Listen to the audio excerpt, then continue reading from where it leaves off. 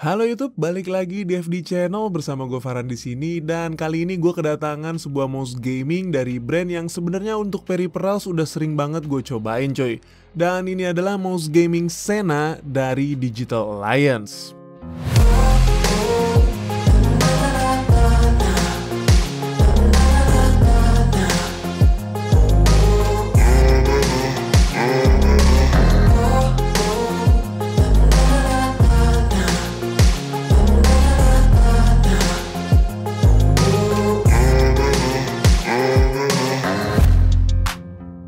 Mungkin jika kalian udah nonton video gue sebelumnya, kalian udah gak asing lagi ya dengan brand yang satu ini. Pengalaman gue menggunakan produk dari mereka juga sejauh ini lumayan baik. Bahkan beberapa produk dari mereka sampai sekarang ini masih gue gunakan cuy, seperti headset, mousepad, dan keyboard.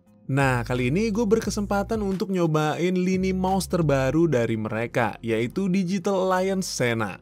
Tapi sebelum kita mulai pembahasannya, gue mau ngingetin dulu nih buat kalian yang lagi nonton video ini, jangan lupa untuk subscribe dulu channel gue, dukung channel ini supaya lebih berkembang lagi dan tentunya supaya kalian gak ketinggalan video terbaru dari channel gue.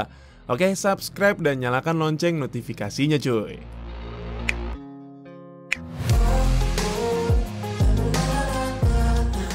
Nah, ini dia tampilan dari packagingnya cuy. Boxnya dibalut dengan warna hitam dengan aksen garis-garis seperti ini. Di bagian depannya terpampang bentuk dari mouse-nya sendiri dan pada bagian belakangnya terdapat data spesifikasinya. Lalu dalam paket penjualannya sendiri kita akan mendapatkan satu buah mouse Sena dan satu buah manual instruction. Dan beginilah tampak dekat dari mouse-nya sendiri. Secara tampilan dan desain menurut gue cukup menarik ya, dibalut dengan warna hitam doff yang membuat mouse ini tidak licin ketika digunakan dan memberikan kesan yang lumayan premium. Desainnya sekilas mengingatkan gue pada mouse gaming Press Play Icarus dengan bodi yang seperti terbagi menjadi 3 bagian dan shape-nya juga sudah ergonomik yang membuat mouse ini cukup nyaman ketika digunakan. Tapi bagi gue yang memiliki tangan yang cukup besar ini agak sedikit kurang panjang ya cuy. Mouse-nya sendiri memiliki ukuran panjang di 122 mm, lebar di 64 mm dan tinggi di 38 mm. Bobotnya sendiri berada di 81 gram. Memang bukan mouse bertipe ringan, tapi bukan juga mouse dengan bobot yang berat. Masih tergolong medium lah menurut gua.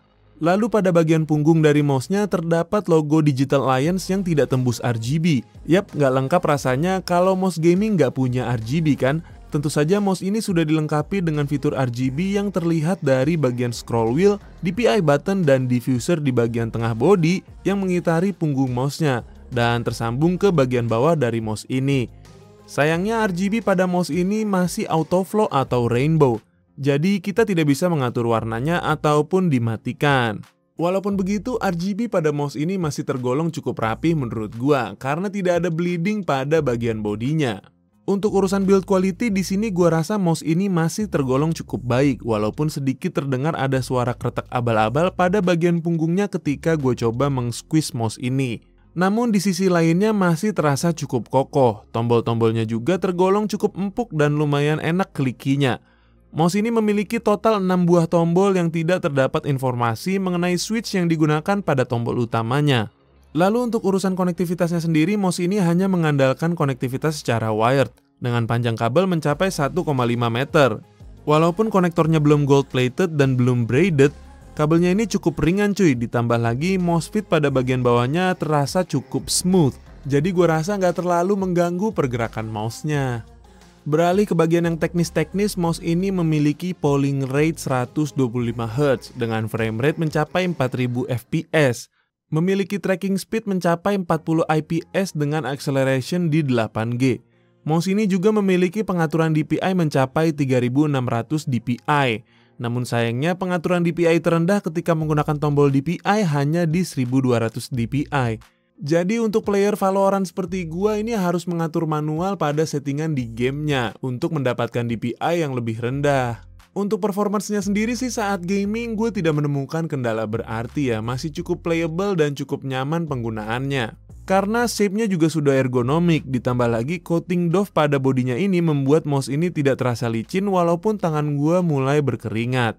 Tentunya untuk para pro players dan gamers hardcore yang membutuhkan akurasi yang super dan polling rate yang tinggi, mouse ini kurang cocok buat kalian. Karena memang menurut gua mouse ini pasarnya bukan ke arah sana cuy. Digital Lion Sena mengarah ke para casual gamers yang membutuhkan mouse dengan style gaming di kelas budget. Sayangnya pada saat video ini dibuat gue belum tahu pasti nih cuy harga dari si mouse-nya ini, karena memang belum rilis juga di Indonesia. Tapi seharusnya kalau kalian sudah bisa nonton video gue ini, harganya udah keluar ya cuy. Dan nanti akan gue update mungkin di kolom komentar atau di deskripsi di bawah. Jadi kesimpulannya menurut gue untuk mouse ini jika nantinya dijual dengan harga di range 100 ribuan atau mungkin under 100 ribuan, gue masih bisa bilang kalau mouse ini cukup oke untuk dipinang cuy. Karena untuk sebuah mouse budget, Digital Lion Sena masih memiliki keunggulan dari segi shape, desain, dan kenyamanannya. Untuk deal breaker terbesar buat gue pribadi sih ada di pengaturan DPI-nya. Kalau aja bisa diatur lebih rendah di angka mungkin 600 atau 800 DPI, pasti akan lebih enak menurut gue. Ya walaupun sebenarnya masih bisa diatur juga sih melalui gamenya sendiri. Oke, kayaknya segitu aja review dan experience gue ketika menggunakan Digital Lion Sena ini. Gimana nih pendapat kalian tentang mouse gaming yang satu ini?